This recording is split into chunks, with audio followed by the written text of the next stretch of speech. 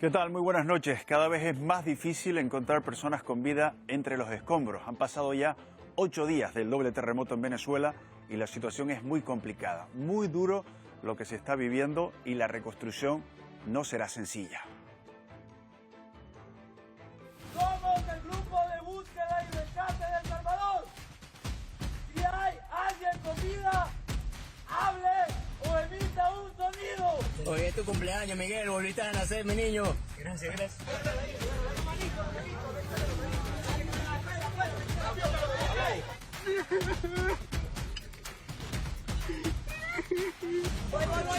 Sí, pero cálmense, pueden trabajar. Y quede viva y alguien encuentre este teléfono. Estas eran las residencias Altamar 1. Yo estoy en el piso 5. Estoy con mi mamá y mi perro intentando salir. ¡Vamos!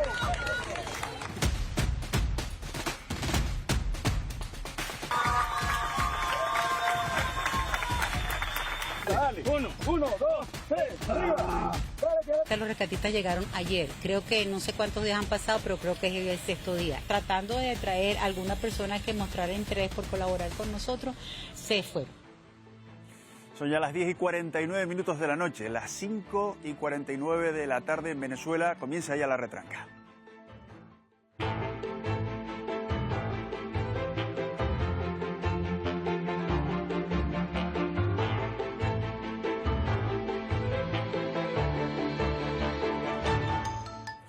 Y lo primero que hacemos a esta hora de la noche es irnos en directo hasta Caracas. Ahí se encuentran dos equipos de esta casa de televisión canaria. Samuel López, subdirector de los servicios informativos. Buenas noches, buenas tardes para ti. ¿Cuál es la última hora? ¿Qué tal? Saludos desde Caracas. Pues entre tanta devastación, la última hora aquí en el país, en Venezuela, pasa por una buena noticia: el rescate de Hernán Gil, ese hombre, ese trabajador que permanecía pues durante los últimos 8 días desde que se produjo este devastador doble terremoto, atrapado en un edificio en La Guaira, como saben, el epicentro, la zona cero. Finalmente hoy ha podido ser rescatado. Hacía días que había podido tener contacto con los rescatistas, que le habían pasado tanto agua como comida, y hoy era sacado entre aplausos tras 8 días, como digo, encerrado entre escombros, atrapado en la zona cero, en el epicentro de ese desastre que ha sacudido Venezuela, que ha sacudido la novena isla. Lo cierto es que Venezuela, el país, está viviendo una situación muy compleja, muy complicada, un panorama devastador. Nosotros nos encontramos ahora mismo en Caracas, en la capital, y esa que ven es imagen en directo que les ofrece mi compañero Carlos García del edificio Rita en San Bernardino, uno de los edificios que se desplomó por completo y que ahora continúan esas labores de sacar todos esos escombros y de buscar posibles supervivientes. Lo cierto es que con el paso de las horas esa posibilidad de encontrar supervivientes, Mayer, se desvanece porque han pasado muchas horas, pero aquí hay familias que llevan 8 días y que mantienen la esperanza de encontrar a sus familiares con vida.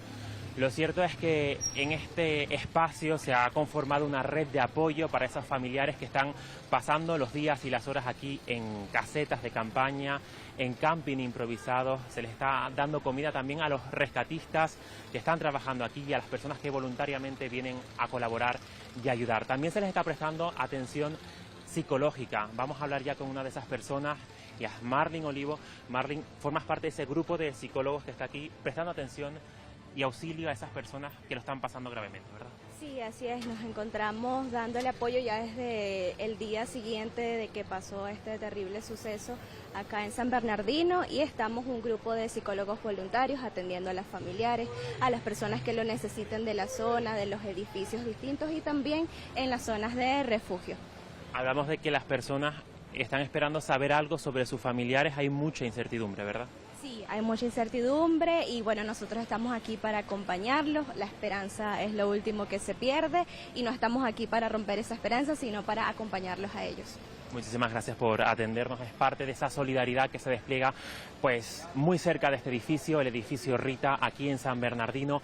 Muy cerca de aquí hay muchas personas, familiares de esas personas que residían en este edificio, esperando conocer noticias. También hay muchas personas que ya saben que sus familiares han muerto y están accediendo a las morgues que se han instalado tanto en Bellomonte, muy cerca donde nosotros nos encontramos, como en La Guaira. Luego les damos más detalles.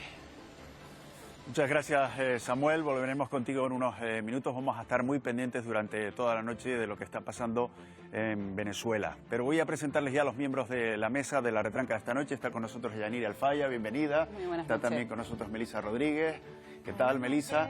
Alberto Rodríguez, ¿cómo estamos? Muy buenas noches. Paco Pomares, buenas noches. Muy buenas noches. Y le damos también la bienvenida a José Antonio Balbuena. José Antonio, gracias por estar con nosotros esta noche aquí. Digo, Muchas gracias. Que estaría ya... Pensé que te habías olvidado porque ibas haciendo un repaso por ahí, digo, ya me saltó otra vez. No. Al contrario, ya vi que el otro encantado. día le dejamos hasta la silla reservada para el día de hoy. No, lo vi, pero no era esta. ¿Prefería la otra o qué? No, hombre, yo pensaba que iba a sentarme allí, pero no pasa nada. Bueno, pues les pido, primero que nada, un titular sobre lo que está pasando en Venezuela. Paco. Bueno, yo tengo la impresión de que el único titular posible es que Venezuela intenta sobrevivir a años de catástrofe, ¿no?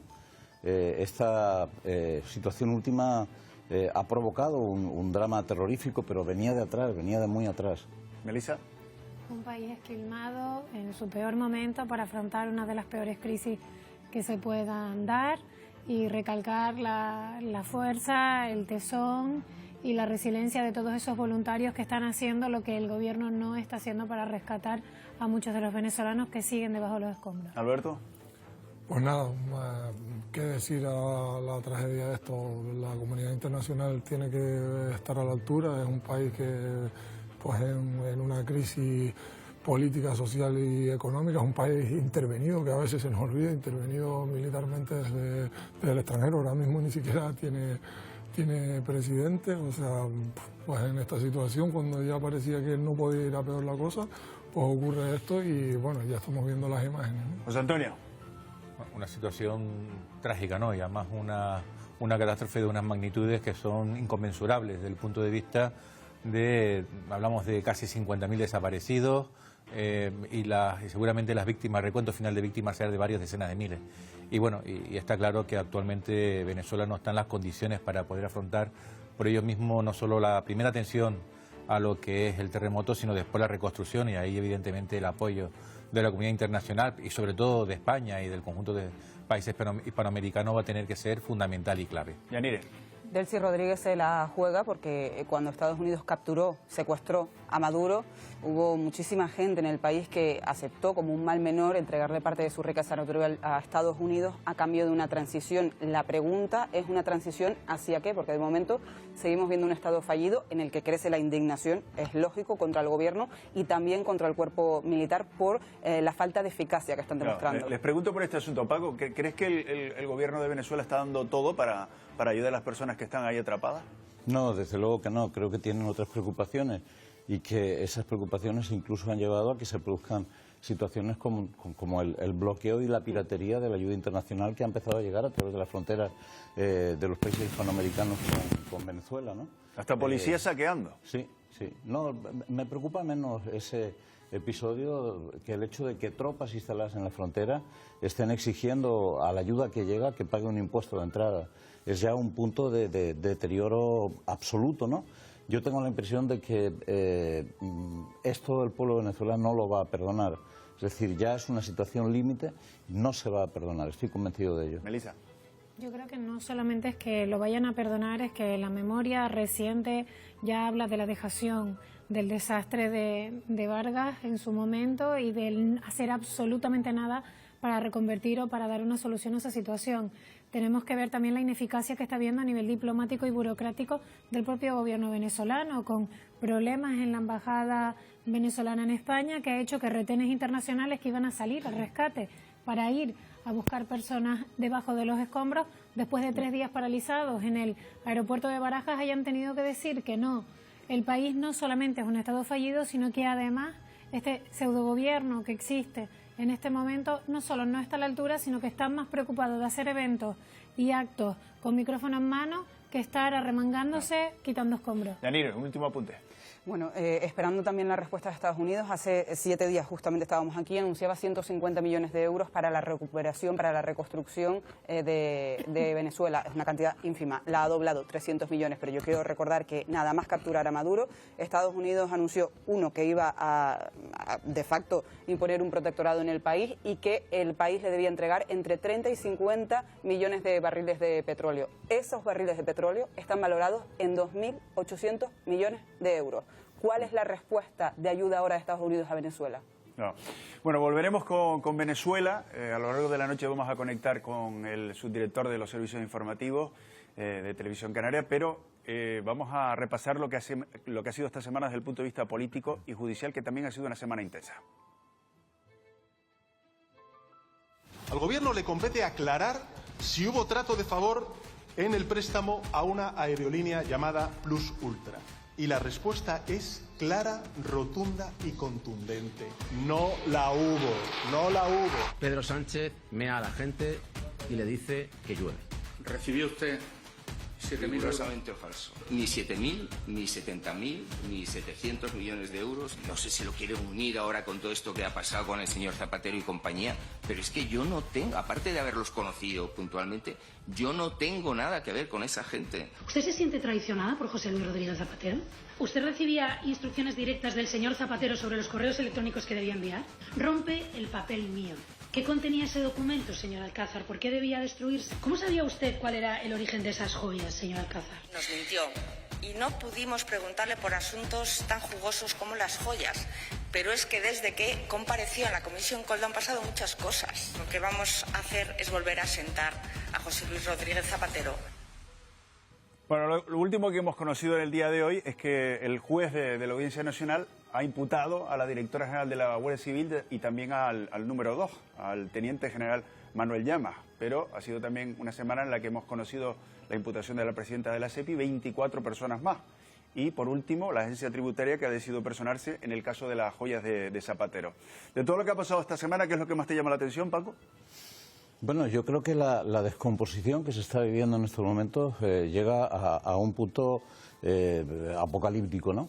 Lo que ocurre cuando se produce la imputación de la directora general de la Guardia Civil es básicamente que comienza a desmontarse una estrategia de defensa que adoptó el Partido Socialista cuando se empezó a hablar del caso Leire, ¿no?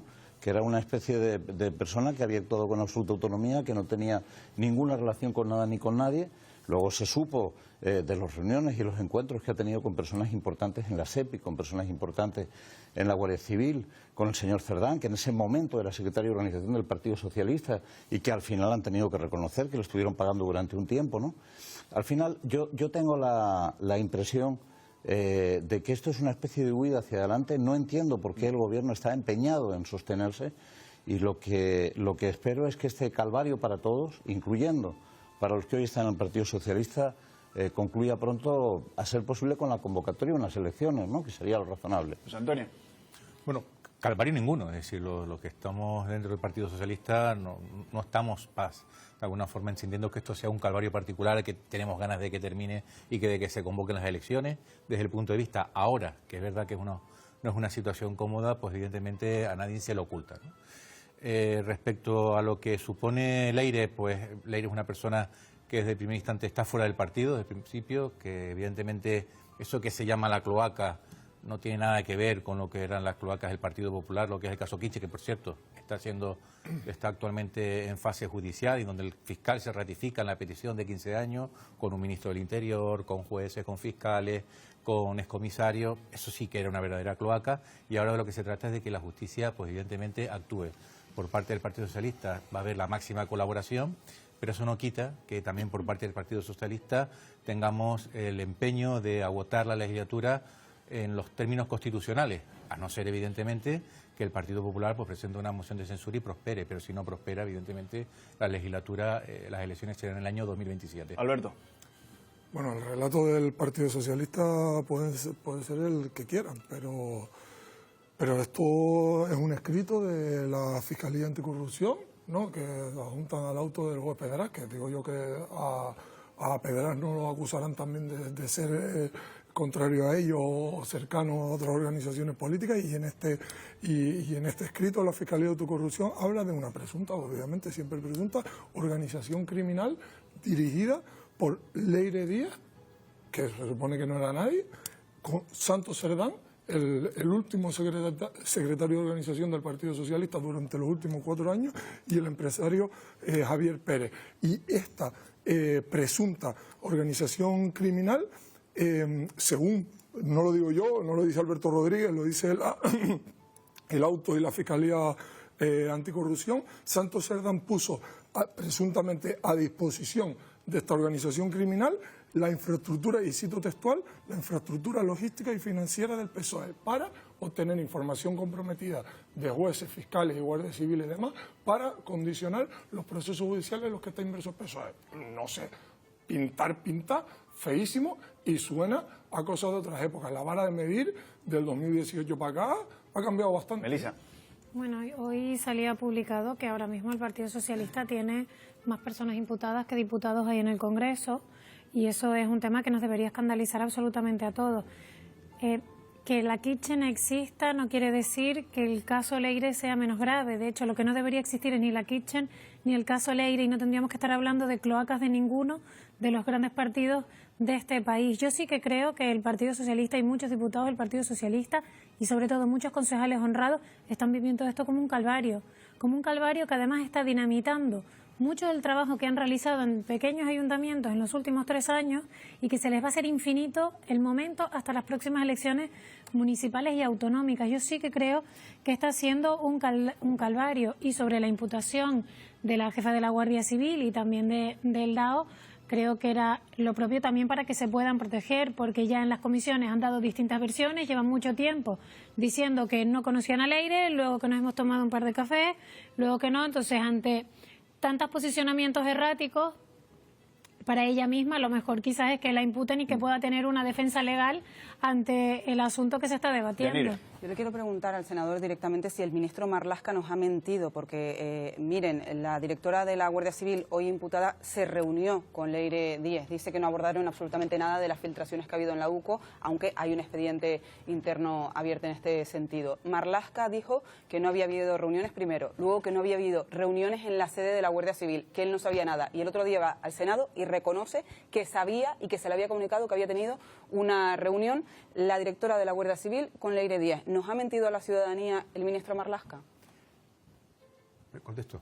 El ministro Marlaska lo último que contestó fue desde el punto de vista de que la directora de la Guardia Civil le comentó sobre algún tipo de reunión, pero no fue de alguna forma una reunión con Marlaska ni formal ni nada por el estilo, sino un comentario. Con Marlaska no, con la directora. Pero no fue una reunión formal, tal como le ha trasladado la propia directora al ministro Marlaska. Por lo tanto, el ministro Marlaska ha dicho lo que a su vez la propia directora de la Guardia Civil le ha comunicado. Respecto a que existen más imputados del Partido Socialista que miembros de diputados y senadores, eso no es. He dicho diputados en el Congreso. Pues tampoco diputados en el Congreso, eso no es cierto. Es decir, podemos hacer el recuento de personas que actualmente están en algún tipo de situación de imputación en los juzgados, y la mayoría, la inmensa mayoría, están fuera del partido. Por lo tanto, no son miembros del Partido Socialista. ¿Lo han sacado después de la imputación o antes de la imputación? ¿Ha sido un caso como el de Tito Berni o ha sido de otra manera? Porque de la información que está dando es que hay temas que son bastante complejos, y yo entiendo que su posición es complicada. No es complicada. O sea, yo creo que sí lo es, y si no lo es que realmente está muy lejos de la realidad que está pasando, y como demócrata debería sentirse mal por lo que se está viendo ahora mismo en los juzgados. Pero sobre la pregunta que le decía la compañera Yanira, el ministro Marlaska ha dado muchas versiones diferentes a lo largo de este tiempo. Muchas versiones diferentes, y muchas veces lo que parece es que no se acuerda o no era partícipe o no lo sabía. Y como detalle, vamos, si Melissa, vamos. Solo una cosa, oye, Es si que, Leire no era nadie. Melissa, volvemos ahora mismo, porque además tengo un problema con el micrófono suyo. Vamos a saludar a nuestra compañera Marta Rodríguez, que ha estado muy pendiente esta semana de las comparecencias en el Senado, y hemos visto cómo ha pasado por la comisión del Senado la secretaria de José Luis Rodríguez Zapatero, Gertrudis Alcázar. ¿Qué más sabemos de ella, Marta? Buenas noches. Muy buenas noches, Mayer. Muy buenas noches a todas las personas que están en la mesa. Ella es esta mujer, María Gertrudis Alcázar, conocida en los círculos del Partido Socialista como Gertru. Llegó a la formación a trabajar en Ferraz en los años 80, y cuando Zapatero se convirtió en presidente del gobierno, ella hizo lo propio como secretaria, como mano derecha de Rodríguez Zapatero. Ahora el juez Calama la ha llamado como investigada, la llama a declarar porque ha observado indicios en las investigaciones que la relacionan con en ese caso Plus Ultra, y dice que la llama a declarar pues para que tenga la posibilidad de defenderse, ya que si lo hiciera como testigo no tendría esa opción. Hay un documento que forma parte de la investigación, de esa investigación de la UDEF, es este que está aquí, donde aparecen distintas referencias a ese supuesto vínculo de Gertrudis con esta actuación. Sobre todo se refieren los investigadores a esta cuenta de correo presidentezapatero@presidentezapatero.com, una cuenta que gestionaría directamente ella y que los investigadores pues ponen el foco porque consideran que es clave. Ella se ha sentado esta semana en el Senado, ha respondido, bueno, ha dicho que no responde fundamentalmente por esa condición de investigada desde el punto de vista judicial, pero este es un resumen de cómo ha sido ese interrogatorio, esas preguntas, esos planteamientos que ha recibido por parte de las senadoras y los senadores. Siguiendo asesoramiento jurídico y para preservar el ejercicio de mis derechos fundamentales, voy a mantenerme en silencio en esta sesión.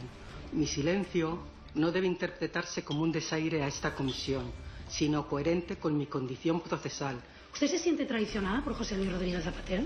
En su momento más decisivo, señor Alcázar, el señor Rodríguez Zapatero lo que dijo es que estos son cosas de Gertrude. ¿Era usted la principal usuaria de la cuenta presidentezapatero@presidentezapatero.com? ¿Quién más tenía acceso a esa cuenta? ¿Usted recibía instrucciones directas del señor Zapatero sobre los correos electrónicos que debía enviar? Rompe el papel mío.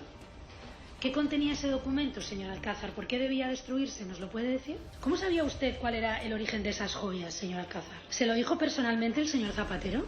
¿O fue usted testigo directo? ¿Conoció usted a Rodolfo Reyes? ¿Conoce a Manuel Arón Fajardo? ¿Preparó reuniones con alguno de ellos? Gertrudis Alcázar tendrá que responder ante el juez de la Audiencia Nacional, de momento Mayer, sin fecha, no sabemos cuándo lo hará. Elisa, ¿que querías decir algo? Sí, justo lo que faltaba decir antes es que si Leire era una persona poco relevante, si Leire era una persona común y corriente, ostras, las personas comunes y corrientes no tienen tanto acceso a la directora de la Guardia Civil, vamos, que no vamos por la calle y nos tomamos un café con ella y ella nos quiere atender. Sobre la comparecencia o la no comparecencia de Gertrude fue un poquito perturbadora, lo que era toda aquella escenificación, y sí que creo que con el proceso judicial tan candente, esta comisión en el Senado no está sirviendo para demasiado, puesto que no están abiertos a declarar, están protegiéndose todos, muchos ya están imputados, con lo cual lo que están haciendo es guardar silencio y no deja de ser una escenificación política más que algo útil. Claro, recordemos que la Fiscalía solicitó las imputaciones de la directora de la Guardia Civil después de que dos ex responsables de la UCO, Rafael Yuste y Alfonso López, ratificaran la semana pasada ante el juez Pedraz que les indicaron que debían ponerse de perfil en investigaciones como, por ejemplo, la del hermano de Pedro Sánchez. Paco. Sí, vamos a ver, podemos estar discutiendo hasta la extenuación qué es lo que está pasando, pero a mí realmente lo que me preocupa es que en una situación como esta, donde los hechos son evidentes, el Partido Socialista, que es un partido fundamental en la historia de este país, que es un partido que ha contribuido probablemente más que ningún otro en los últimos años a consolidar la democracia en este país, está haciendo un ejercicio de introspección absolutamente cínico, un ejercicio de introspección en el cual la explicación que se da, y es la que escuchamos aquí el otro día del propio señor Balbuena, es que esto es una conspiración de jueces vendidos a la derecha, de derechistas corruptos y de periodistas al servicio de esa derecha. Hombre, yo creo que llegados a este punto, con dos exsecretarios de organización, dos números 2 del Partido Socialista, uno de ellos ya en prisión y el otro a punto de entrar, con un montón de personas importantes, relevantes de la estructura del Partido Socialista, amigos personales del señor Sánchez, como por ejemplo la directora general de la Guardia Civil o la presidenta de la SEPI, en una situación muy complicada.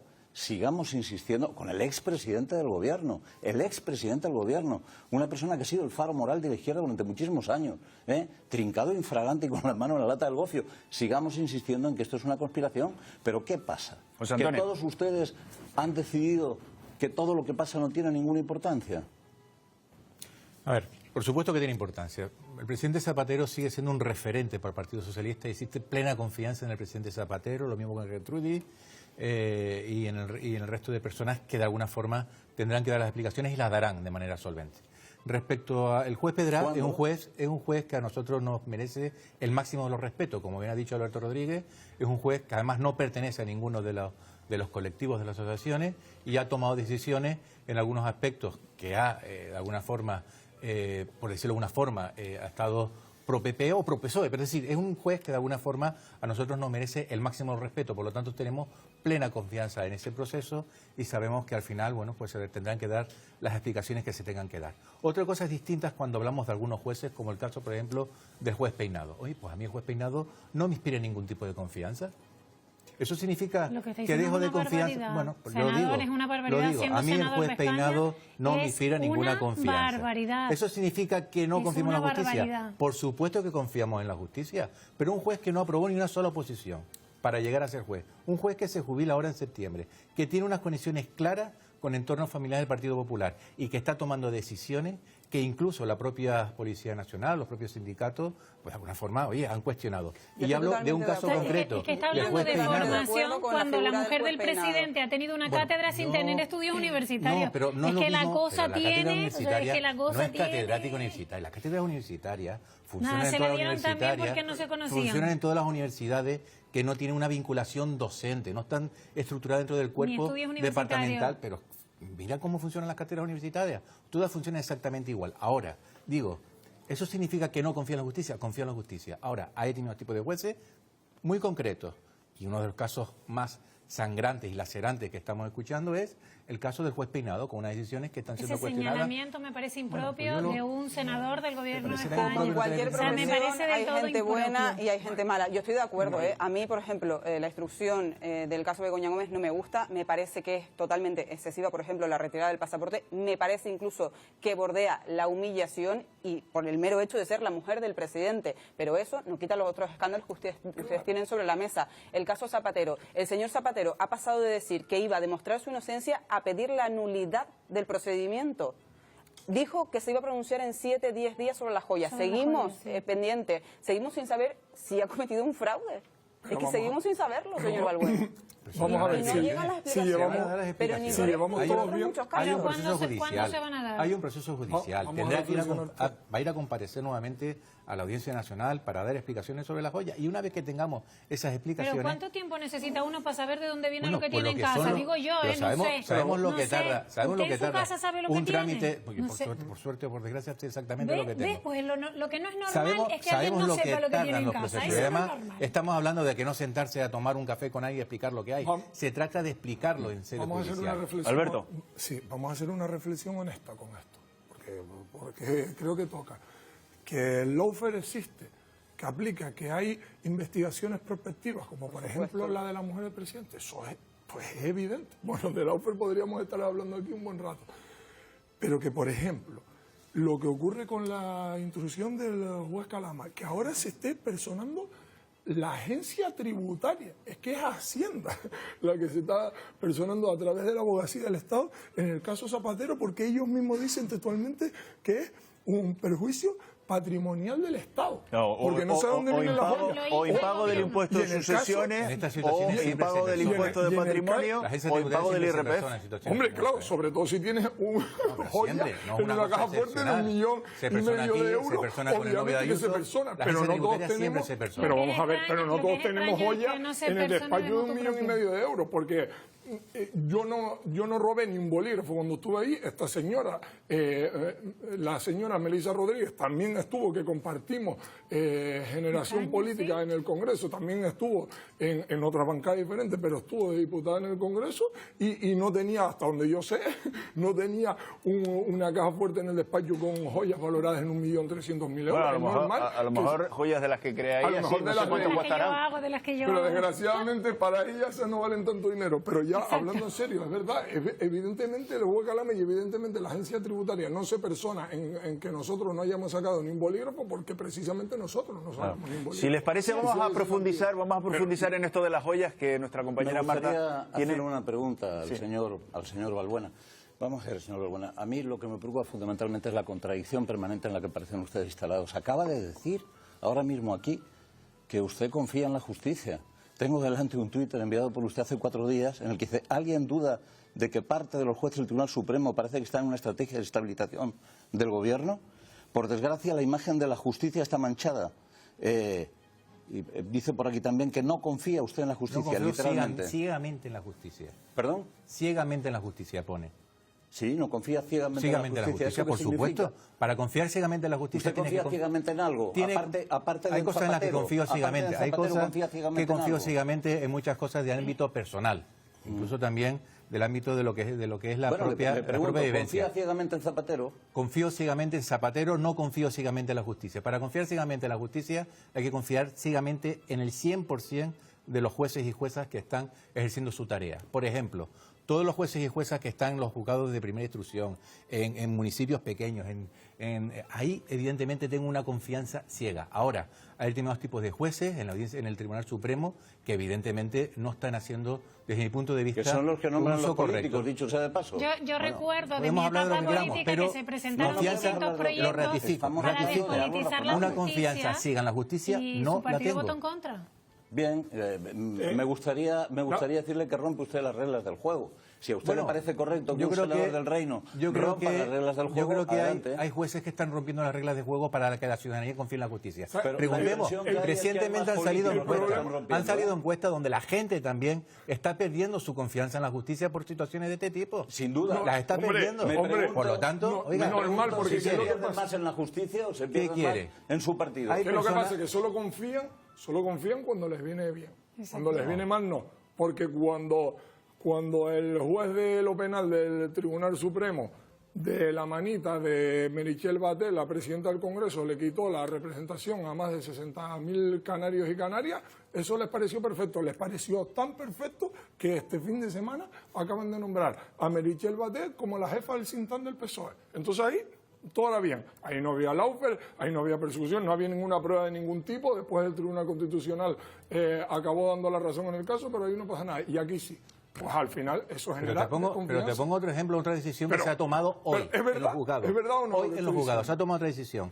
El caso que había contra Miguel Ángel Rodríguez se ha archivado. Se ha archivado sin preguntar a los policías, que era de alguna forma la seguridad personal de la señora Ayuso, por cierto, funcionario, se habían de alguna forma trasladado esas fotografías o no. Por lo tanto, oye, ¿qué quieres que te diga? Y mi reflexión diciendo que yo estoy plenamente convencido, además lo sé en carne propia, que en este país hay lawfare. Lo sé y ocurre, y que determinados jueces actúan de determinada manera, pero lo que le estoy diciendo es, no podemos hacer creer, perdón un momento que yo no lo interrumpí, por favor, no podemos hacer creer a la ciudadanía que todo es un montaje, que todo lo ofrece. Vamos a ver, pero si está imputado hasta el apuntador, es que no puede ser. Y digo, lo que estábamos diciendo, lo del juez Calama también, y lo del juez Pedra, que el juez Pedra se hizo famoso hace ya no sé cuánto tiempo porque el portavoz del Partido Popular lo llamó, hablo de memoria, pijo ácrata, cuando absolvió a los manifestantes que estaban rodeando el Congreso en una época de represión brutal del gobierno del Partido Popular, y en ese contexto tuvo la valentía desde el Poder Judicial de absolverlo diciendo, oye, mira, era libertad de expresión y libertad de manifestación. ¿Les parece que sigamos avanzando? ¿Creemos que es lawfare? No, vamos a seguir avanzando. No he dicho lo contrario, lo dije antes. Pues ahora mismo hay más de 30 imputados. Te dije antes que el juez la Pedra... gerente del Partido Socialista, el secretario de organización del Partido Socialista, la fontanera del Partido Socialista. Ninguna.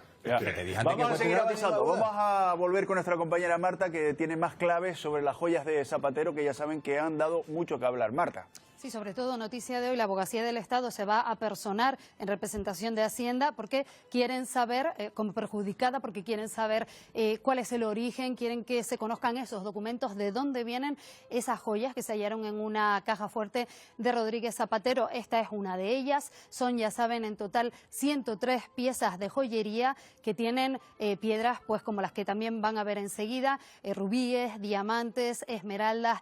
Son joyas, como decimos, por las que el juez le preguntó ya a Zapatero en ese interrogatorio del 17 de junio. Zapatero no respondió, pidió algo más de tiempo y algunos varones del Partido Socialista, como Felipe González, le han pedido que devuelva esa joya. Y ahora vamos a las dichosas joyas, que ya sé que creo que se ha recurrido, ¿no? Sí. Bueno, como sabe, el recurso no es suspensivo. ¿Sobre esto quiere prestar declaración o no quiere prestar declaración? No deseo prestar declaración por el recurso que se ha presentado. Veis que al otro día le preguntaba al presidente del gobierno que cree que el presidente Zapatero debe devolver esos regalos. No contestó que si la ley, que si no sé. Digo, sí, por favor, que los devuelva cuanto antes. Y que explique lo que tenga que explicar, pero lo devuelva cuanto antes, por favor. Es que es elemental. El juez Calama dio un plazo de entre 1 semana y 10 días para que Zapatero presentara esa documentación. Por cierto, se ha abierto una pieza separada para investigar el origen de esas joyas y el Partido Popular considera que una vez que ha finalizado ese plazo, Zapatero debe sentarse de nuevo en el Senado, como hiciera ya el pasado mes de marzo, para responder en la Cámara Alta. Lo que vamos a hacer es volver a sentar a José Luis Rodríguez Zapatero, en esta ocasión en la Comisión de Investigación de la SEPI. Ya compareció en la Comisión Coldo, entonces nos mintió y no pudimos preguntarle por asuntos tan jugosos como las joyas, pero es que desde que compareció en la Comisión Coldo han pasado muchas cosas. Bueno, recordemos que Zapatero se enfrenta a los delitos de fraude fiscal y de contrabando si se demuestra que no puede pues demostrar, valga la redundancia, el origen de esas piezas que han sido tasadas en 1,3 millones de euros por la joyería Anzonena y el Instituto Gemológico Nacional. Bueno, Felipe González ha dicho que devuelva las joyas, pero ¿de dónde creen ustedes que vienen estas joyas? ¿De dónde salieron? Bueno, el entorno de Zapatero ya ha lanzado a muchísimos medios de comunicación que una parte es una herencia y otra parte es de Arabia Saudí, un regalo durante un viaje a España. Con lo cual, lo que no entiendo yo es por qué efectivamente no devuelve las joyas ahora, aunque luego pueda clarificar el origen y demás. Debería devolver las joyas porque si eso es un regalo, Zapatero se saltó su propio código de buen gobierno. No solamente, realmente tampoco obedece a las prácticas generales de los Emiratos. Normalmente cuando hacen un regalo de este tipo suelen regalar un conjunto. Y en esta composición de joyas que hay varios conjuntos separados. No suelen coger y, venga, las piecitas que tengo juntas, las pongo y te las regalo. Normalmente cuando se hace un regalo de este tipo suelen regalar un conjunto de piezas y no todo esto que estamos viendo. Yo creo que la tasación le beneficia al señor Zapatero. Están tasadas a precio de desguace con sus componentes de manera individual, sin contar el trabajo, ni la hora de venta ni el precio de venta al público, y tampoco están tasadas todas las gemas que componen toda esta colección.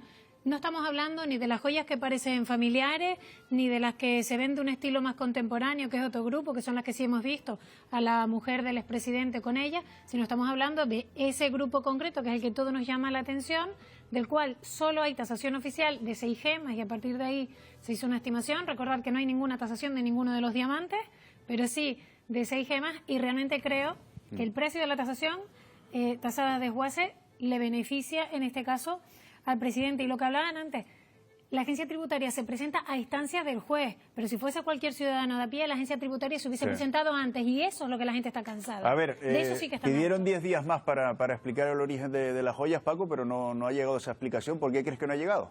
Porque no hay una explicación, porque es muy difícil montar en 10 días una explicación cuando no la hay. Si hubiera habido una explicación, se habría dado desde el minuto 1, se habría explicado, miren, esto es aquello. Lo que se ha intentado es encontrar, creo yo, un sistema para que este asunto no perjudique penalmente al señor Zapatero. Por eso dicen que las joyas fueron entregadas por Arabia Saudí en España, para evitar el contrabando, con lo cual ya se quita uno de los delitos. 2007 que estaría el delito, pero hay otro que es más delito complicado, prescrito. porque sí existe un delito fiscal.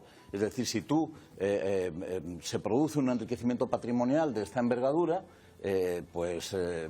automáticamente Hacienda te va a caer encima si detecta esta situación.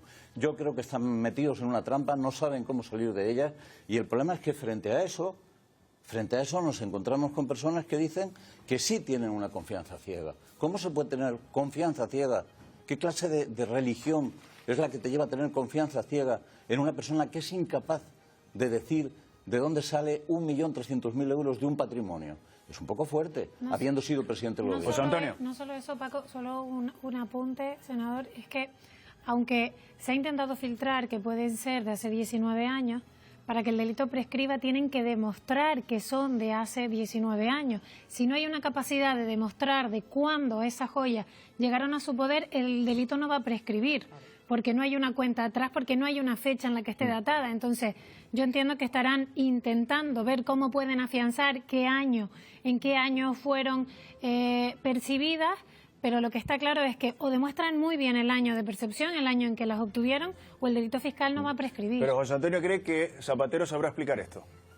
Se van a dar las explicaciones oportunas donde se tienen que dar, que es en sede judicial. Y evidentemente estamos hablando de una persona, el presidente Zapatero, que tiene focos muy superiores a lo que puede tener cualquier persona que se enfrente a una situación judicial. Por lo tanto, es normal que tenga que preparar y elaborar de manera exquisita la documentación para que no exista ningún tipo de resquicio. Y en eso está ahí, dará las explicaciones oportunas, no la tiene que dar, que es en sede judicial. La Hacienda se persona a petición del juez, evidentemente, como ha dicho Melissa. Ya tuvo oportunidad de hacerlo, ya tuvo oportunidad de dar esas explicaciones. Pero yo entiendo, Paco, que su estrategia de defensa la estará viendo él con sus abogados. No creo que te consulte a ti para ver cuál es su estrategia de defensa. No me ha llamado últimamente, ¿no? Ni te llamará, no te preocupes, y además si te va a llamar, digo, no lo llames porque no te va a dar buenos consejos. No me cabe la menor duda. Entonces, desde ese punto de vista, dará las explicaciones que tiene que dar cuando las tiene que dar en sede judicial. La agencia tributaria, de alguna forma, actúa a iniciativa propia cuando te hace una revisión. Te hace una revisión. Te hace una revisión. La gente normal y corriente. Te hace una revisión. Me alegro que diga gente normal porque Ayuso dice que al novio lo están persiguiendo por ser el novio. No, es que esto sucede con todo el mundo. Por lo tanto, o cuando de alguna forma dirime de algún tipo de instrucción judicial, pues evidentemente que no viene de oficio por parte de la agencia tributaria, el juez siempre notifica a la agencia tributaria la existencia de un posible pero una ilícito duda que fiscal se pueden estar y se planteando persona. los espectadores que nos están viendo. Si no tuviera nada que esconder, ¿por qué no lo ha explicado ya? Porque ahora usted está ¿A los medios de hablando comunicación? de estrategia. Hombre, No, o el juez, porque dijo que se iba a... ¿Sabe lo que pasa, señor Albona? Que este tipo de joyas son joyas que, si son legales, tienen una trazabilidad clara, porque es una dimensión de gemas que suelen estar tasadas, que tienen un registro de extracción, tienen un registro de montaje. Este tipo de joyas de esa ostentación, si son legales y si están todas en regla, ya vienen con su certificado. No es un tipo de joya que yo coja y la haga hoy por la tarde y salga, porque todo este tipo de gemas, si son legales, repito, suelen tener una trazabilidad muy sencilla. Entonces, si son piezas lícitas, la trazabilidad tiene que ser muy sencilla de demostrar. El problema está en si no lo son, porque ahí es cuando se entra en toda esta fase oscura y de especulación. Y si hubiesen sido lícitas en este caso, tendría que ser muy sencillo para el señor Rodríguez Zapatero poder mostrar la documentación. Alberto, ¿tú crees que hay algo oscuro aquí? ¿En lo de las joyas? En lo de las joyas y en todo lo demás, o sea, con todo el rosario de casos que tenemos sobre la mesa, afectando al PSOE a nivel estatal y también al PSOE canario. Yo lo dije antes al principio de pasada, pero vuelvo a insistir porque además lo vivimos en primera persona. Hay un cambio brutal en la vara de medir con respecto a la corrupción. El año 2018, moción de censura, que sabemos de dónde surge, Gürtel, etcétera, demás, y a los... ¿Cuándo fue? Yo creo que no duró ni unas horas. Un ministro hace dimitir, Pedro Sánchez hace dimitir a un ministro del gobierno por una cuestión de Hacienda que ya había sido subsanada, que no era un caso abierto ni nada, sino que ya había sido subsanada. Y después como no sé si fue 2 meses o 3 después, hizo también dimitir a la ministra de Sanidad de la época porque había plagiado una parte de un TFG, en la tesis del trabajo de fin de máster, creo que era, o un trabajo de fin de grado. Y al de ciencia. Solo por eso los hizo dimitir en 2018. Y ahora tenemos todo este rosario de imputaciones. Tenemos a la directora de la Guardia Civil, Marlaska, que lo podemos dibujar disfrazar de lo que queramos, pero que ha mentido abiertamente, que dijo que no se habían visto, que no se habían reunido, y ya van por 3 reuniones, como sigan hablando, ya serán 10 reuniones, y que está investigada la directora de la Guardia Civil y el director adjunto operativo, están los dos. Y aquí no pasa nada. Los 2 secretarios de organización. Aquí ha mentido absolutamente todo el mundo. Estamos diciendo que no hay una explicación del señor Zapatero. El señor Zapatero, a través de su portavoz oficial, dijo que las joyas habían costado 30.000 euros y que eran una herencia. O que tenían un valor de 30.000 euros. Y si lo tiene claro, Paco, cuando lo citan en sede judicial, lo voy a repetir. Vamos a ver, ante una sede judicial y una persona que tiene el foco que tiene, evidentemente, lo normal es que tenga que preparar muy bien la documentación y la defensa que tiene que hacer sobre en la sede judicial, porque además estamos ante otra situación. Cuando hablamos de este tipo de personas, con la relevancia que tiene con el presidente Zapatero, normalmente da la sensación de que tiene que demostrar su inocencia. Hombre, tiene que demostrar de dónde son las joyas. Vale, eso pero por supuesto. Vamos a ver, el presidente del gobierno ha lanzado un compromiso público, lo hizo con un vídeo el mismo día que fue votado. Y son otros los que tienen que demostrar que no es inocente. Pero José Antonio, es que lo estoy viendo y estoy viendo detrás una de las joyas. Usted ve esa joya que tiene a sus espaldas y usted no piensa que puede haber algo raro ahí, que todo está ok.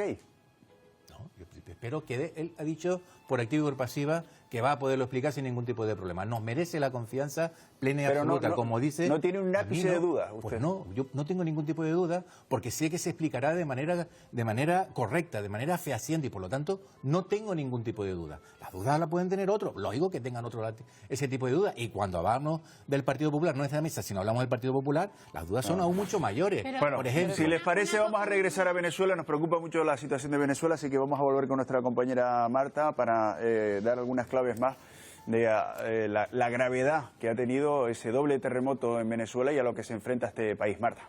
Sí, porque no es infrecuente que haya 2 terremotos seguidos. Lo que sí lo es, quizás, es que estén tan separados por tan poco espacio de tiempo. 38 segundos tan solo transcurrieron entre uno y el otro, y se han comparado incluso con bombas nucleares, esa intensidad que alcanzaron. Vamos a ver dónde llegó esa onda sísmica. Por ejemplo, en el primero de 7,2, esa onda llegó a alcanzar, se comparó con 60 bombas atómicas, pero es que el segundo lo han los geógrafos comparado con 260 bombas de Hiroshima. Imagínense, el alcance se sintió prácticamente en todos los puntos del país de Venezuela. Lo vemos también en el siguiente mapa, esas localidades a las que afectó. Saben que se produjo el epicentro en el noroeste del país, afectando fundamentalmente a esa zona de La Guaira y al norte de Caracas. Maiquetía, donde se encuentra el aeropuerto, Catia La Mar, San Felipe, Puerto Cabello, hay miles de personas damnificadas. Se calcula que unos 6 millones de personas. Y también se ha modificado, como no podía ser de otra manera, la imagen del país desde el satélite. La podemos ver a vista de satélite. Esta era la imagen antes de los terremotos. Y esta es la triste imagen de la devastación. Edificios enteros se vinieron abajo, no solo por problemas o por una estructura frágil, sino también porque el terreno cedió e hizo pues que esas edificaciones se vinieran abajo. Vamos a ver los números, porque decía unos 6 millones de personas damnificadas, también más de un centenar de edificios que se desplomaron por completo, como si fueran arena, como si fueran papel, hospitales, otras infraestructuras, edificios que no se vinieron abajo, pero que sí que han quedado seriamente dañados. Vamos a enseñarles algunas de esas imágenes que han dado la vuelta al mundo, que han circulado también por las redes sociales y que aquí les resumimos.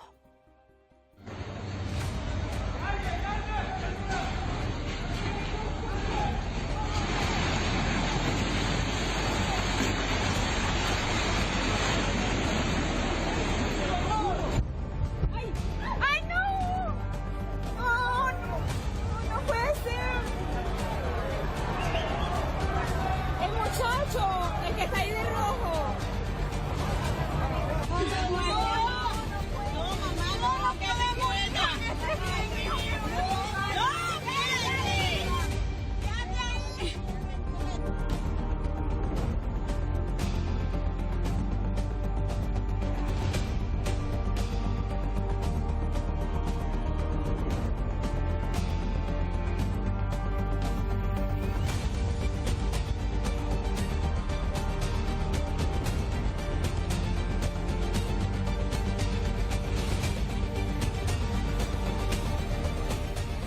Bueno, terribles las imágenes. En nada volveremos con nuestro subdirector de informativo, Samuel López, que está en Caracas y nos contará la última hora porque estamos pendientes también de una comparecencia de la presidenta.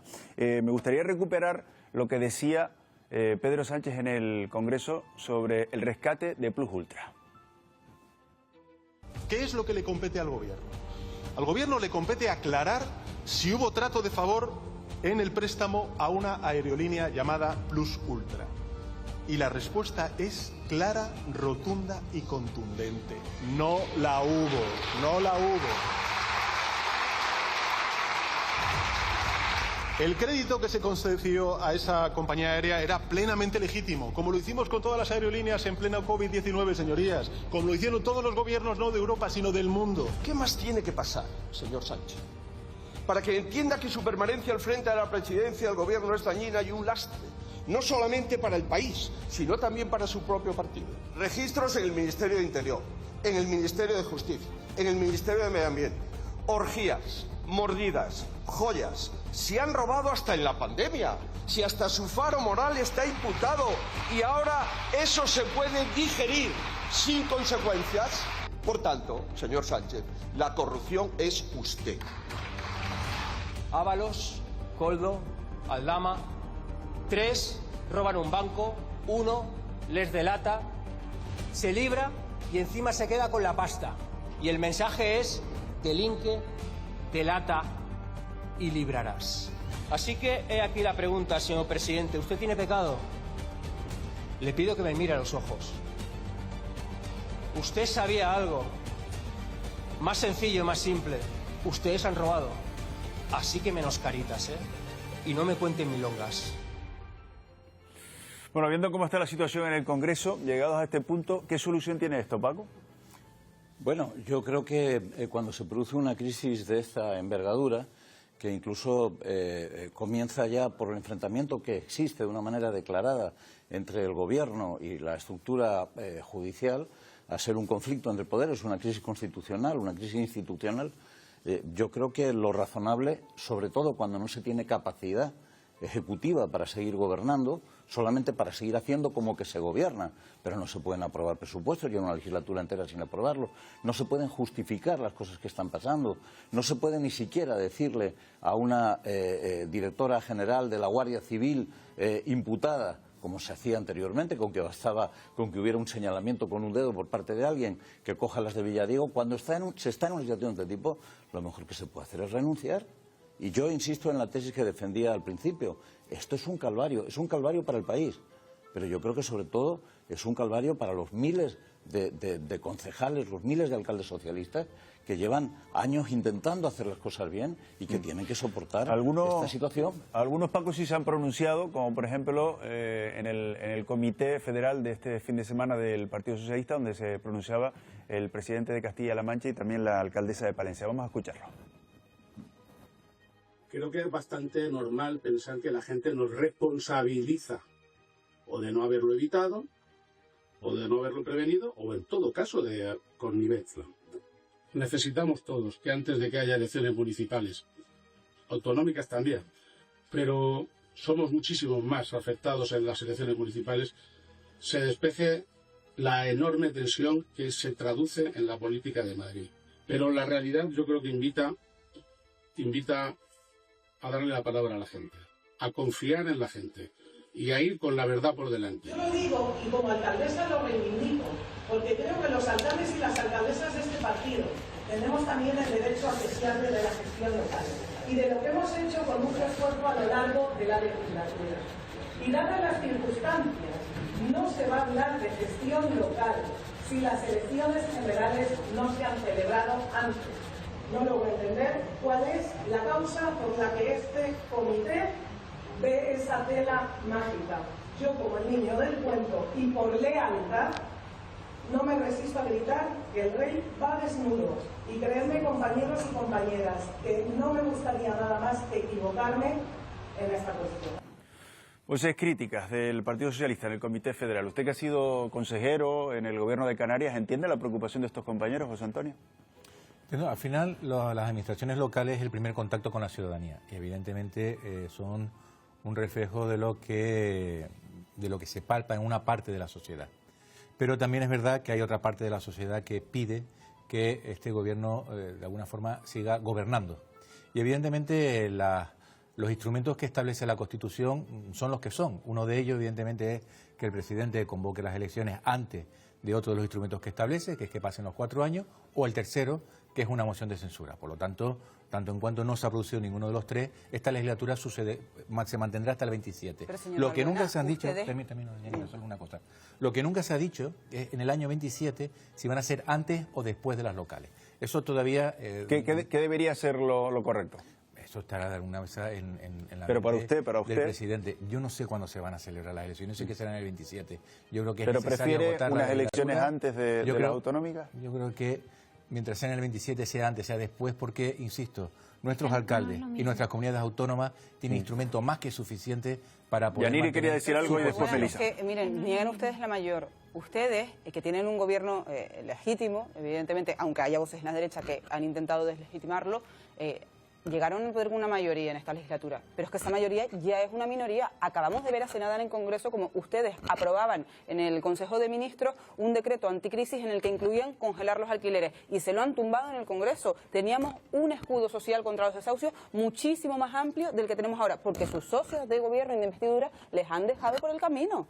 Es que ustedes no tienen ahora mismo una mayoría parlamentaria para seguir gobernando. Pero, Yanira, no la tienen. ¿tú crees y luego, perdona, que sobre con las otra medidas mayoría de corrupción... ese escudo hubiese salido adelante? No lo creo, pero entiendo que cuando un gobierno ya no está siendo útil para la población, tiene que convocar elecciones e intentar volver a obtener la confianza de la ciudadanía y volver a conformar un gobierno de mayoría. 1.200.000 migrantes que van a ver su situación regularizada. Está siendo útil cuando el próximo Consejo de Gobierno va a ir un acuerdo para traspasar a Canarias 23 millones de euros. Por lo tanto, yo creo que hay medidas que justifican... ¿Ustedes tienen garantizado los votos para que todos esos decretos salgan adelante en el Congreso? Hay que trabajarlo, pero como se ha trabajado toda y cada una de las votaciones... Porque es que ya van no varias normas desde que les han tumbado. Desde el 2018 se ha trabajado toda y cada una de las votaciones. No es solo la cuestión política de la vida, del día a día del país, no solo eso, sino las medidas contra la corrupción. Ustedes dicen que han sido contundentes. Hace un año que el presidente del gobierno anunció un plan con la OCDE de unas 15 medidas. El grueso de esas medidas no se han puesto en marcha porque hay una ley orgánica que todavía no sale adelante. Yo es que creo, entonces, es que no han hecho nada ni con la corrupción ni están pudiendo hacer nada políticamente. Con la corrupción estamos siendo contundentes. No es verdad, señora. No es verdad. No es verdad y podemos hablar del caso mascarilla. Lo que no vamos a hacer es a quitar de en medio a aquel que quiere luchar contra la corrupción, como se ha hecho el Partido Popular. No es verdad. Eso es lo que estaba intentando hacer Leire y Santos Cerdán. Lo que está claro es que no solamente... Precisamente eso es lo que estaban intentando hacer, una organización criminal para influir en quién investiga la corrupción. En fiscales, en jueces y en guardia civil. No lo digo yo, lo dice la Fiscalía Anticorrupción. Eso son unas cloacas como una catedral, que las del PP también eran, ya sé que el Itumá, bla, bla, bla, que sí, que las del PP eran unas cloacas también siendo juzgado, pero las de ahora también. Es lo que actualmente está siendo juzgado. Y lo que también se está juzgando con el PSOE, pero lo que está claro es que hay que plantear lo que tienen que... Yo no voy a ocultar, yo no voy a dejar de dar de alguna forma altavoz a aquello que actualmente no se está hablando. No se está hablando que actualmente estamos teniendo. Lo está hablando todo el mundo, lo están hablando los medios y lo está hablando la justicia. De que estamos en una situación judicial del mayor caso de cloaca, que investigaban a compañeros tuyos, Alberto, que intentaban de alguna forma... Señor Balbuena, de verdad que creo que la negación es obscena. Chicos, pues habrá que decirlo, porque parece que el juicio del Kitchen no está celebrándose, que parece. Sí, se está celebrando. Nadie sabe que en el juicio del Kitchen se destrozaron más de 1 hora de audio que implicaba directamente a Rajoy y a la anterior y a Dolores de Cospedal. Pero la ciudadanía no traga con eso. La ciudadanía ya no traga yo no pretendo que traguen o dejen de tragar. Con el yo lo que hago es complementar la información, Alberto. Que las cloacas del PP existieron, sí. Y que, por supuesto, y que ahora la Fiscalía Anticorrupción acaba de decir que había, presuntamente en el PSOE, hay una organización criminal entre Leire, Santos Cerdán, el secretario de organización, y un empresario para influir en las personas que investigan la corrupción. Eso no lo dice Alberto Rodríguez, eso lo dijo la Fiscalía Anticorrupción esta semana mismo. Y esos son cloacas también, son cloacas del Partido Socialista. Las otras eran del PP y eran malas, sí. Y esto también desde el minuto uno no están, porque el problema es que el de enfrente tenga basura, eso no implica que la nuestra no huela. Yo creo que aquí la clave es saber si la estrategia de Sánchez es para defender a Sánchez o al Partido Socialista y a los socialistas, porque no es lo mismo que las elecciones sean antes de las municipales o después. No, es que no es lo mismo. No es lo mismo. 104. Para no tener presupuesto, los niveles de crecimiento del país a todos los niveles es mayor que nunca en los últimos años, año tras año. Para no tener presupuesto. Si me permite, las facturas y el ticket del supermercado, eso sí que crece. Salario mínimo interpersonal, es decir, pensiones mínimas. Que se te va a pagar el alquiler porque no hay una medida de la vivienda que valga la pena. Está creciendo. Por Dios, hay una ¿Y quién tiene que aplicar las políticas de vivienda? Es no son las comunidades autónomas donde reside la política de vivienda, son las comunidades autónomas que no aplican ningún tipo de política. Pero podemos hablar en otro momento, porque eso sí que realmente preocupa al ciudadano. Bueno, hablabas, Alberto, de lo que piensa la gente en la calle de todo esto. Vamos a verlo. Eso es un aparato montado ahí en contra del Partido Socialista total.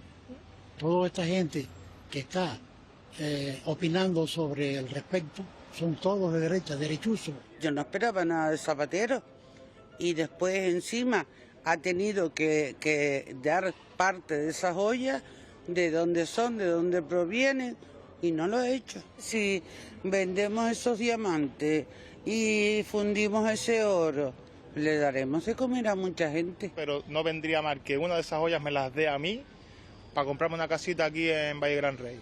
No entiendo de cuentas ni nada. Yo sé que 1 millón y algo de euros da para bastante. Y como mínimo para maquinaria y para otros servicios que necesitan los hospitales. Bueno, a mí me parece imposible de que un presidente de gobierno no sepa lo que hace un expresidente de su mismo partido. Yo no me creo nada porque este señor también es un vendedor de nubes. En ningún país de Europa hay la corrupción que hay en España. ¿Para qué sigue ahí? ¿Para qué sigue ahí dando dolor de cabeza a la gente? Me levanto temprano, estoy trabajando para otros, para ellos. A estas alturas es inconcebible que en un Estado de Derecho, en una, se supone, democracia occidental, el presidente del gobierno al que le salpica todo esto, o bien por cuestión política o bien por cuestión penal, si está implicado, que habrá que verlo, no haya dimitido ya. Y el PP, que tanto quiere, tanto tal a la mínima, porque no sabe qué hacer, que presente una moción de censura, porque no lo hace. ¿Por qué no lo hace? Pues ya está. La opinión de los canarios. Melissa, ¿querías decir? Sí, bueno, varios apuntes. Si me dejan, chicos. Lo primero es que la calle sí que está cansada y está cansada de ruido. Como decía la señora, tú te levantas a las 5 o las 6 de la mañana para ponerte a trabajar. ¿Para quién? Para ver esta obscenidad. Luego, si el senador Balbuena decía que hay una gran parte de la sociedad que lo que quiere es que sigan, entiendo que no tendrán ningún miedo de ir a unas elecciones para que esa gran parte de la sociedad lo siga manteniendo en el gobierno, porque lo que está claro es que en la pasada comparecencia del señor Sánchez, no sé si a ti te pasó, Alberto, pero yo cerraba los ojos y para mí era como volver a 2016, pero estar escuchando a Cospedal o a Rajoy, es decir, es exactamente lo mismo. Y sobre lo que decía, lo que usted decía que daba igual, no da igual, las elecciones antes o después de las municipales y generales no dan igual, no le dan igual a los concejales y a los alcaldes que no tienen por qué comerse esto que está pasando. Pero aquí la clave es, ¿el Partido Socialista va a trabajar pensando en el Partido Socialista o va a trabajar pensando en el señor Sánchez? Porque capacidad legislativa no hay. 104 proyectos de ley, 104 bloqueados en la mesa del Congreso de los Diputados. Si 104 proyectos de ley bloqueados no es una parálisis legislativa y que no haya presupuestos generales del Estado, que como bien decía el señor Sánchez, es la ley más importante del Estado y un gobierno que no sea capaz de sacarla adelante tiene que dimitir. Si estamos en ese punto, si eso no es parálisis legislativa, entonces que nos cuenten lo que es. También te digo, Melissa, que todos esos alcaldes y concejales del PSOE que no se tienen que comer el marrón, claro, también podrían elevar el tono, ¿no? Por ejemplo, y plantear algo. Hay un movimiento dentro del PSOE que se llama Reactiva PSOE ya, ¿no? Sí. Y que cada vez parece que tiene más adeptos. Pero hay algo que esta noche ha pasado un poco de tapadillo y quiero preguntarle explícitamente, senador. Cuando Paco leía su tuit poniendo en cuestión el Tribunal Supremo, yo quiero recordar que es el mismo Tribunal Supremo que acaba de condenar a Ábalos a 24 años de prisión, porque durante la pandemia, y quiero recordar que en 2020 murieron 74.000 personas por COVID en España, en este país. Lo han condenado por llenarse los bolsillos. ¿Usted está cuestionando a ese Tribunal Supremo? Me parece que es la sentencia, importante que lo defina. Impecable. Y por lo tanto es una sentencia que de alguna forma responde a lo que demandaba la gravedad del hecho que era juzgado. Por lo tanto, Cuando dije antes en el tuit que no confío ciegamente en la justicia, hablo que hay determinadas situaciones y decisiones judiciales que parecen que están dictadas por otros. Y lo digo y lo mantengo. Supremo, ¿no? Por supuesto, decisiones, determinadas decisiones, pero es que el Tribunal Supremo no es un juez, ni son 3 ni son 4, son varios. Por lo tanto, pero es que el Partido Socialista también es verdad que ese mismo Tribunal Supremo, también es verdad que esa misma sentencia deja indemne al señor Aldama. Que se haya ido y que se lleva los 3,7 millones de euros a su casa. Que se haya ido de Rosita, y que se quede con el dinero, ¿cómo le sienta a José Antonio? Yo creo que sienta mal a todo el mundo. A mí sobre todo que se quede con el dinero de todos los españoles. 3,7 millones, es decir... Me sienta mal, pero se ha ido indemne de esta. No es el primer caso. El recorrido judicial, el recorrido judicial será muy largo. Pero al final... El asunto de la SEPI se va a complicar más y el tema de hidrocarburos a lo mejor florecerá. Oye, pero que se quede con los 3,7 millones de euros, que además era un dinero... Porque cuando Bárcena, ese dinero se recuperó. Se recuperó. Los 40 y pico millones de Suiza se recuperaron. Es decir, cuando alguien se queda... 4 millones de las mascarillas de Canarias no se han recuperado. Se han recuperado, se han ido devolviendo y todavía no se han recuperado. No diga usted que se han recuperado porque no es cierto. No ha terminado. La Comisión de Investigación del Parlamento de Canarias ha demostrado que no solamente no se han recuperado, sino que... Las comisiones de investigaciones sirven para lo que sirven y no son juzgados, no son juicios. Pues evidentemente para hacer un uso político de quien tiene la mayoría.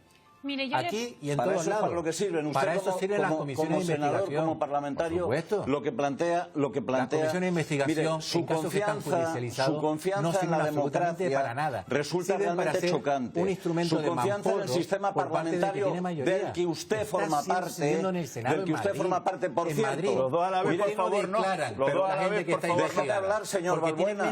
No vuelva a repetir lo del otro día, porque le tendré que decir malcriado. Déjeme hablar porque estoy hablando. A nadie, que no tiene que volver a repetir. Déjeme hablar. Bueno, vamos a ver.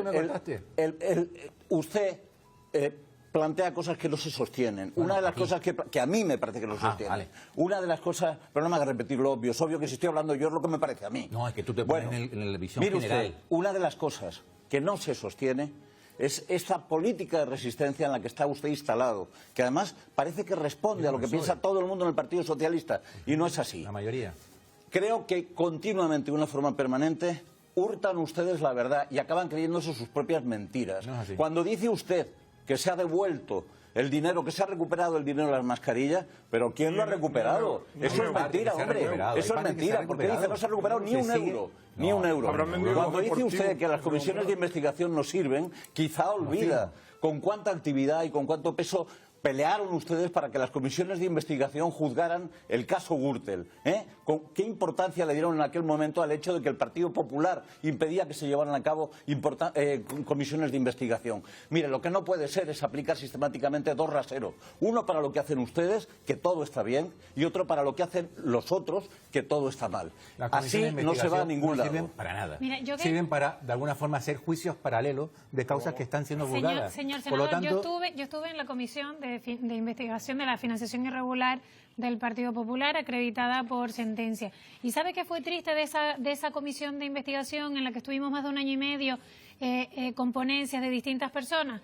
Que cuando tocaba hacer el dictamen, hubo un acuerdo entre el Partido Popular y el Partido Socialista para que yo no te traigo a Rajoy y no hago dictamen de esta comisión que llevamos 1 año y medio trabajando, a cambio de que el PP no me abra la de la tesis doctoral de Pedro Sánchez en el Senado. Y ese cambio de cromos hizo que los que estábamos en la comisión y que no éramos de ninguno de esos partidos nos quedáramos con cara de tontos diciendo, llevamos 1 año y medio aquí investigando y al final hay un acuerdo entre el Partido Popular y el Partido Socialista para que no solo no hubiese dictamen, sino para que a cambio de que no me venga uno, no te abro otra comisión que no te va a gustar. Y eso sí que es una vergüenza, eso es capturar la democracia y eso es no decirle la verdad a la gente. Porque yo estuve allí, a mí no me lo estuvieron contando y yo me enfadé y me enmoné en ese día cuando vi que no iba a salir ese dictamen hacia adelante y no iba a acabar el trabajo de la comisión porque había habido un acuerdo bajo la mesa, que incluso se lo dije a varios dirigentes socialistas, le dije, me parece una vergüenza, y una de ellas me dijo, estoy de acuerdo contigo.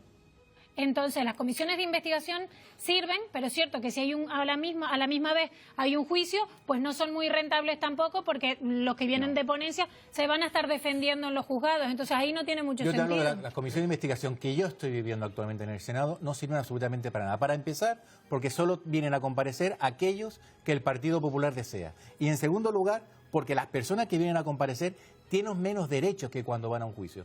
que cuando van a un jugador. Por eso, ninguno de los... La imagen que hemos visto aquí de Rocío Díbar, la senadora Rocío Díbar del Partido Popular, es la más amable de todos ellos. Es la más amable, la más correcta, lo que tenía que ser el ejercicio. Pero evidentemente cuando uno ve cómo se gestionan las comisiones de investigación en el Senado, nunca el Senado ha tenido tantas comisiones de investigación como ahora. Déjenme que, no se está regrese absolutamente nada en claro. Déjenme que regrese a Venezuela.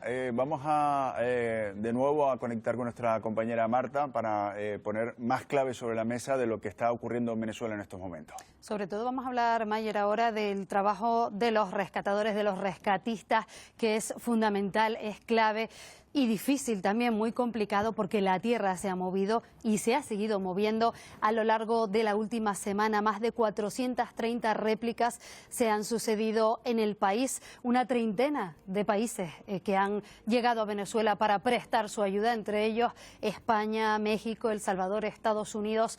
Hay sobre el terreno más de 2.600 rescatistas, hay perros también de rescate y casi 8.000 voluntarios. Hablamos de los perros porque ellos son capaces de alcanzar lugares, este es un ejemplo, alcanzar lugares donde ni los seres humanos ni tampoco la maquinaria son capaces de llegar. Vamos a ver también cómo trabajan, porque ellos pues captan las partículas de olor que salen del terreno, que salen de los escombros, olor de los seres humanos que han quedado bajo tierra, sepultados. Tratan de buscar vida, trabajan durante un máximo de 30 minutos para luego descansar 1 hora y poder retomar de nuevo esa labor. Son rescatadores, pero también son rescatados. Vamos a ver otro ejemplo, otro caso, es esta perrita, se llama Sara. Han conseguido alegremente rescatarla con vida después de 6 días bajo los escombros. Sin embargo, pues a medida que va pasando el tiempo, las esperanzas se van desvaneciendo, porque esa ventana de tiempo, como llaman los expertos en emergencias, pues es más grande. Al principio, en esas primeras 48 horas, las posibilidades de hallar supervivencia bajo tierra son del 90%, pero a medida que transcurre el tiempo, que transcurren los días, las horas, a partir de las 72, pues esas probabilidades van disminuyendo. Es importante pues buscar donde pueda haber ese oxígeno, donde pueda haber quedado aire. Por ejemplo, uno de los casos de las personas que han sido rescatadas es Hernán. Hoy mismo estuvo 8 días bajo tierra. Ese vigilante de seguridad ha sido por fin rescatado con vida. Es un caso de esperanza. 13 personas lo han logrado y vamos a ver algunos de esos momentos.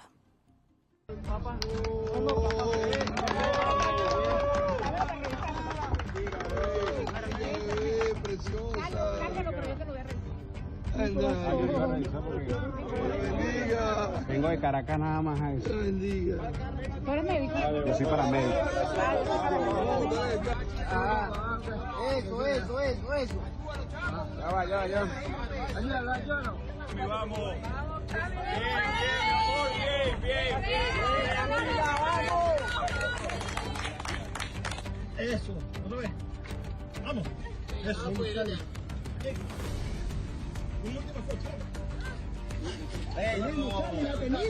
con calma. Voy. 1, 2, 3. Ah, madre.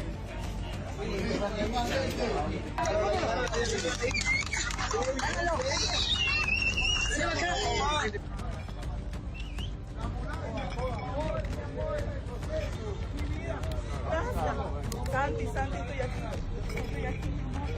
Déjatelas ahí. Listo, ahí está la fecha. Tranquilo, papi. ¿Cuál era el bracito? Este es el bracito, ¿cierto? Ok.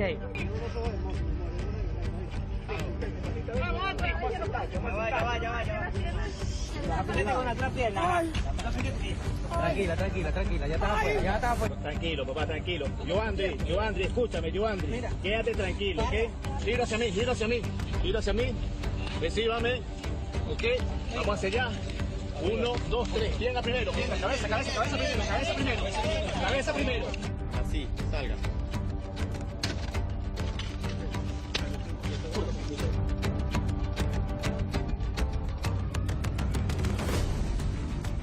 Pues se nos ponen los pelos de punta al ver esas situaciones con alegre final. Nos alegramos, pues, por supuesto, de que esas personas hayan vuelto a nacer allí en Venezuela. Ya saben que hay desplegados 2 equipos de los servicios informativos.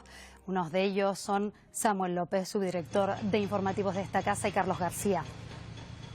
Este desastre está dejando a muchas familias que necesitan tener respuestas, necesitan saber dónde están sus familiares, si debajo de esos escombros aún siguen algunos de ellos con vida, y que en estas horas un tanto agónicas, están buscando respuestas pues a las puertas de estos edificios prácticamente destruidos o también en las morgues. La Guaira, como comentábamos antes, es la zona más devastada. Alrededor del 95% de las infraestructuras se han visto afectadas, pero nosotros continuamos aquí en Caracas, en este edificio que les mostrábamos antes en la conexión anterior, el edificio Rita, aquí en San Bernardino, donde se redoblan los esfuerzos por desescombrar toda esta zona. Han pasado ya pues 8 días desde que se produjo ese desastre, pero aquí hay muchas familias que no pierden la esperanza de que sus familiares que se encuentran en el interior estén vivos. Es el caso de la familia Herrera. Pedro, tu familia vivía en el piso 1 de este edificio, ¿verdad? Sí, exactamente. Ellos vivían en el piso 1, no estaban ahí.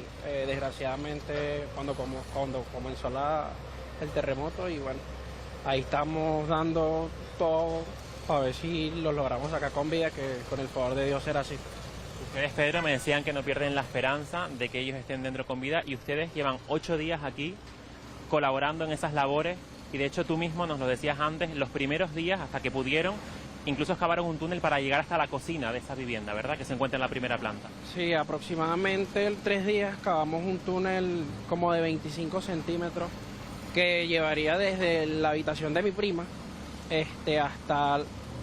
hasta la mitad del tanque. Lo que pasa es que no pudimos seguir cavando por la obstrucción de una nevera que no nos podía dejar pasar.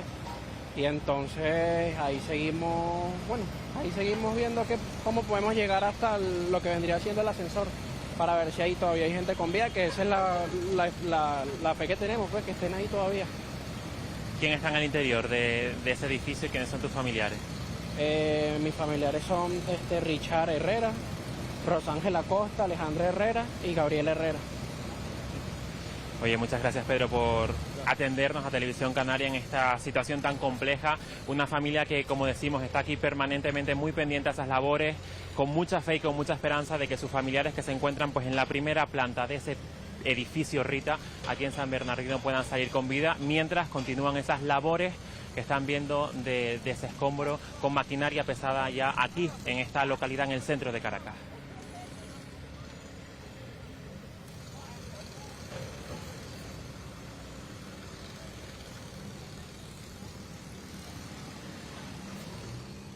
Muchísimas gracias, Samuel y Carlos, por ese trabajo que están realizando desde Venezuela. Y tenemos una última hora, una imagen que queremos mostrarles, es la que van a ver enseguida, de los periodistas, medios que están muy pendientes. Ahí lo tienen, imagen que nos llega en estos momentos en directo desde la base militar de La Carlota. Allí, en pocos minutos, en un breve espacio de tiempo y ante todos esos medios de comunicación, Delcy Rodríguez hará balance, dará los últimos datos, las últimas cifras actualizadas de todo lo que está haciendo esta catástrofe en Venezuela. Estamos muy pendientes de esa intervención.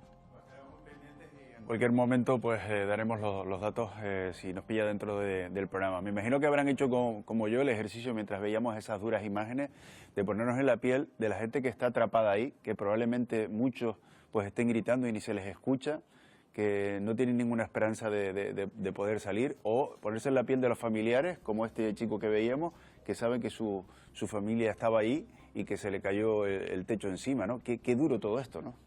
Sí, ahí yo quería apuntar, porque esto evidentemente no tiene nada que ver la magnitud, pero sí recuerdo el 14 de abril del 2016, cuando el derrumbe del edificio de Arona, con los perros, recuerdo estar hablando con el coronel de la UME, y en aquel momento me explicó que habían 2 tipos de canes, de perros, en este tipo de tareas de localización de personas. Una, que están educadas para oler o percibir personas que están vivas, y otra, que están preparadas para detectar personas que están muertas.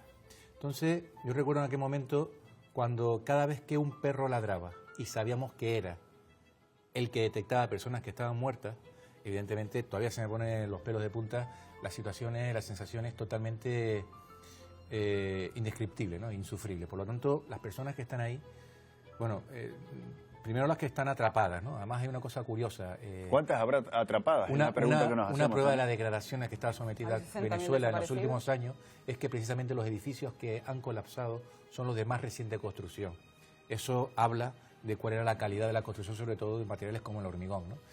Y las personas que están atrapadas, pues evidentemente está una semana atrapado entre escombros, cuando ya si nos quedamos en un ascensor 15 minutos se nos hace una eternidad, es que es la verdad, tiene que ser una situación, y sobre todo el después, ¿no? Yo no sé...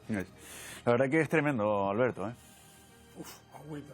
Y es valiente la gente. Estaba viendo las imágenes de eso, se le pone a uno los pelos de punta y como dicen, no sé si es mejor, no sé quién está peor, si los que están debajo de los escombros o los que están arriba. Uno se imagina a la familia, a los seres cercanos ahí y metiéndose en los escombros, en grietas y demás. Tú dices, bueno, esto en cualquier momento colapsa, se cae.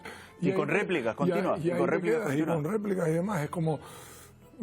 Pero también le genera a uno un enfado, un cabrón, una indignación de decir, el ser humano y los avances tecnológicos que hay, científicos de todo tipo, la cantidad de recursos que se destinan a un montón de cosas superfluas. Decíamos, Alberto, por la negligencia de años y años. Y hay luego declaraciones muy atrevidas, Mayer. Hay declaraciones muy atrevidas. Miren, el gobierno venezolano está siendo cauto y yo creo que hace bien en cuanto a las cifras de personas fallecidas, porque hay muchísimas familias que no pierden la esperanza. Pero yo escuchaba el otro día a la cónsul de Venezuela en Canarias decir que había rescatistas suficientes, bastantes como para encontrar a la gente. Y lo escuchaba. Miren, la gente... es como el testimonio que vamos a escuchar, están con sus propias manos buscando a sus seres queridos. Es que es indecente lanzar esas declaraciones a la opinión pública para intentar convencer a la opinión pública de que están a la altura cuando todos sabemos que no están a la altura por la historia que decíamos que es muy duro estar ahí atrapado, desde luego que es lo peor. También es muy duro pues estar fuera de esos edificios sabiendo que ahí están sus familiares, y también muy complicado estando en la distancia, como por ejemplo Joana Padrón, que además ha perdido a 2 primos, está en La Gomera, y vamos a conectar con nuestra compañera Noemí González. Noemí, ¿cómo está Joana? Así es, Joana a esta hora sigue muy preocupada desde La Gomera, concretamente en Alajeró, donde nos encontramos por lo que ocurre en su tierra, en Venezuela. Joana ha tenido que lamentar la pérdida de 2 de sus primos que se encontraban en la zona de La Guaira, la zona más devastada a causa del doble terremoto. Joana, ¿cómo te enteraste de la noticia de tus primos? Bueno, me enteró por el grupo de WhatsApp familiar que mi prima está desaparecida. Entonces comenzamos una búsqueda a partir de las redes sociales, pero al cabo de las horas recibimos la trágica noticia de que efectivamente mi prima sí había fallecido. Y luego de mi primo, porque mi hermano estuvo buscándolo al día siguiente. Tranquila, tranquila. Al día siguiente que ocurrió el terremoto. Y constantemente estaba yendo a su casa, pero no lo conseguía. Hasta que él incluso me mandó una nota de voz que me dice que tuvo que salir rápidamente porque le olía a persona descompuesta. Entonces, pero él no se dio por vencido y volvió con equipos de rescate para revisar la zona, a ver si había sido algún vecino, porque lo que no nos creíamos era que fuera mi primo. Y bueno, a mi hermano le da por romper uno de los bloques que tenía el muro, y es ahí cuando se dan cuenta de que estaba ahí. Lo sentimos mucho, Joana. Coge el aire que necesites. El resto de tu familia afortunadamente está bien, tienen sus casas en pie. ¿Te has planteado volver a Venezuela? Antes de esta tragedia sí me había planteado volver, pero ya con todo esto, la verdad que más que volver quisiera poder traerme por lo menos a mi madre en un principio y bueno, ya luego ir poco a poco con el resto de los familiares. Muchísimas gracias por tu mensaje, Joana. Te mandamos toda la fuerza y todo el ánimo. Gracias. A esta hora seguimos muy pendientes de la última hora que nos llega desde Venezuela, Mayer. Gracias, Noemí. La verdad que historias muy duras las que estamos conociendo después de este doble terremoto en Venezuela. Paco, muchas gracias por estar con nosotros esta noche. Muchas gracias a ustedes. Alberto. Un placer. Espero Gracias que se también. haya entendido algo en todo el debate. Melissa, muchas gracias. Muchísimas gracias y un abrazo y mucha fuerza a todos los rescatistas que están batiéndose el cobre para sacar personas aún vivas en Venezuela. José Antonio, muchas gracias también por estar con nosotros. Subrayar lo que acaba de decir Melissa respecto al personal que está trabajando allí, que no hay personal suficiente para poder trabajar allí. Yanire. Muy buenas noches. Gracias, de verdad. Bueno, nosotros nos despedimos dándole las gracias un día más a todos ustedes por estar con nosotros aquí en la retranca, tanto a los que nos ven como a los que nos escuchan a través de la Radio Canaria, y recordarles a todos ustedes que si quieren seguir informados sobre lo que está pasando en Venezuela, pues no dejen de ver Televisión Canaria y también de escuchar la Radio Canaria para tener esa última hora y mucho más con los dos equipos que tenemos allí que nos van contando el minuto a minuto. Bueno, nosotros les esperamos el próximo jueves que nos acompañen y les agradecemos también que hayan estado con nosotros hoy. Que tengan una buena noche. Me cayeron varias cosas, amor. Amor, ay Dios.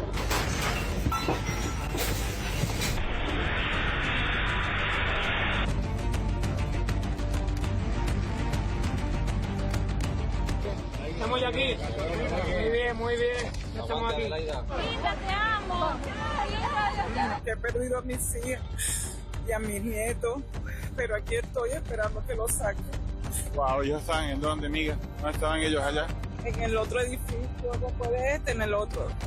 Estaban allí, no le dio chance de salir.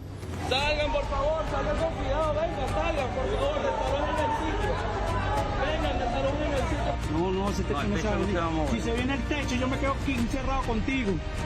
Y yo no me quiero quedar encerrado contigo aquí porque me está esperando mi tío en mi casa.